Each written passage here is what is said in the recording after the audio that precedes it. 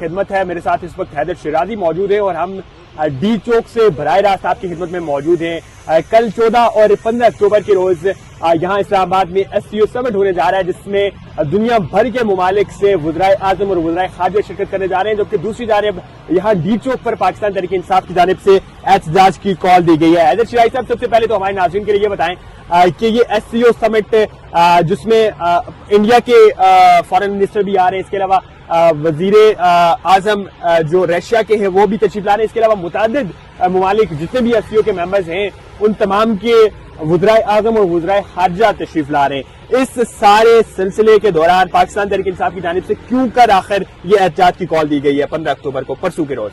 देखिए, मेरी नजर में पाकिस्तान तहरीक इंसाफ की कॉल से ज्यादा अहम SCO समिट है या ये कॉन्फ्रेंस है, जिसकी अहमियत इसलिए है कि पाकिस्तान में एक बड़ा इवेंट होने जा रहा है। इससे कबल हमने देखा था कि गुज़श्ता दौरे हुकूमत में OIC की कॉन्फ्रेंस थी, कश्मीर की सूरत-ए-हाल थी, जिसके बाद यहाँ पार्लियामेंट हाउस में भी उसके सेशन हुए।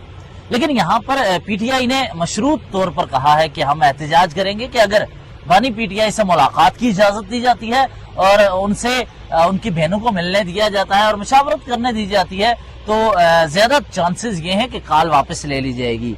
दूसरी तरफ SCO समिट जो है ये इसलिए बहुत अहम है ऐसे वक्त में जिस वक्त पाकिस्तान में सरमायाकारी के हवाले से हुकूमत दावा कर रही है, तो फिर हमें देखना होगा कि चाइनीज डेलीगेशन जिसमें चाइना के वजीर आजम आ रहे हैं, रूस के वजीर आजम आ रहे हैं, इसके अलावा भारत के वफद के बारे में आपके व्यूअर्स को मैं अगर बता सकूं तो अभी हमारे सोर्सेज कंफर्म कर रहे हैं कि भारत का डेलीगेशन पाकिस्तान में दाखिल हो चुका है। और अब ये रेड जोन की सूरत हाल ये है कि रेड जोन जाने वाले तमाम रास्ते बंद कर दिए गए हैं और सिर्फ पासेस जारी किए गए हैं जिनके साथ रेड जोन दाखिल हो सकते हैं और कवरेज मीडिया कर सकता है।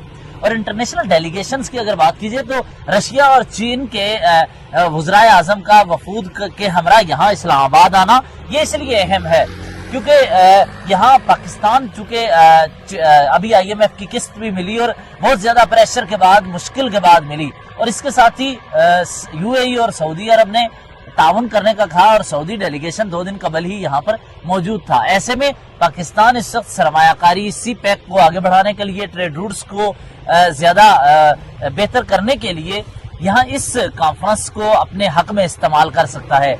देखना ये होगा कि CPEC गुज़श्ता 2-3 साल में जिस पर थोड़ा कम काम हुआ, इसमें क्या पेशरफ्त होती है। इससे कबल चाइनीज नाराज हुए थे और सिर्फ ये एक हुक्मरान नहीं बल्कि PTI के दोस्त भी कहते हैं जो उनके साथ काम करते रहे, मुस्लिम लीग नून के हमनवा और वज़रा भी कहते रहे कि हुकूमत पाकिस्तान चाहे किसी की भी हुकूमत हो, CPEC पे उस तरह काम नहीं हुआ जैसा होना चाहिए था।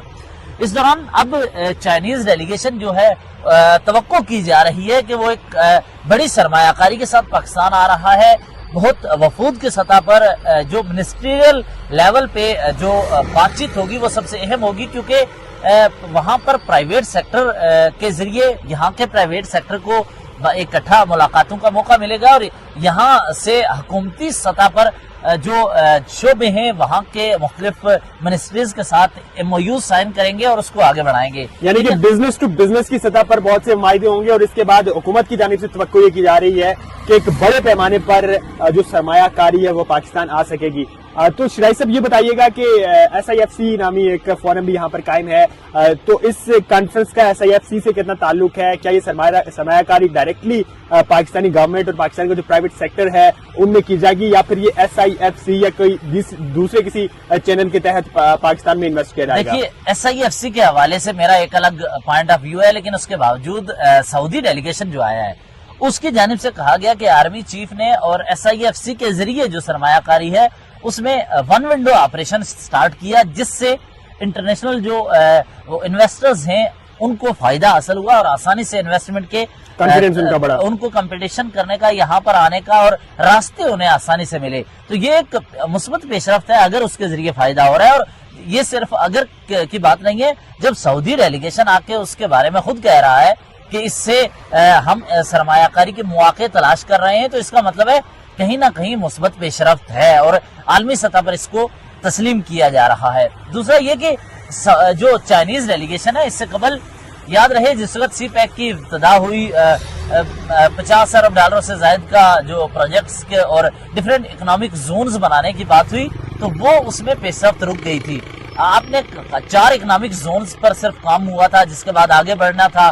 کشمیر کی طرف بڑی اشارائیں تھی، ہم نے دیکھا تھا گلگت بلتستان اور کشمیر کو جوڑنا تھا. اس کے علاوہ یہاں اسلام آباد کے کوریڈورز تھے مختلف، جو کہ KPK بلوچستان، سندھ اور پنجاب کے مختلف علاقوں کو جوڑتے عالمی. اور اس دوران اس کے علاوہ ایران اور افغانستان کے ذریعے ریل گاڑی کے ذریعے آگے سینٹرل ایشیا کے ممالک تک اور مشرق وسطیٰ تک جانا تھا. اس پر بھی بات ہوئی. لیکن اس وقت اگر بات کیجئے PTI کی تک کہ انہوں نے، تو میرے سورسز یہ بتا رہے ہیں کہ انہوں نے فیصلہ کیا ہے کہ اس پر اپنا معاملات وہ ڈیلے بھی کر سکتے ہیں اگر وہ حکومت بات کرنے کا موقع فراہم کرے. عادل شریف صاحب، آپ کے وقت کا بہت شکریہ.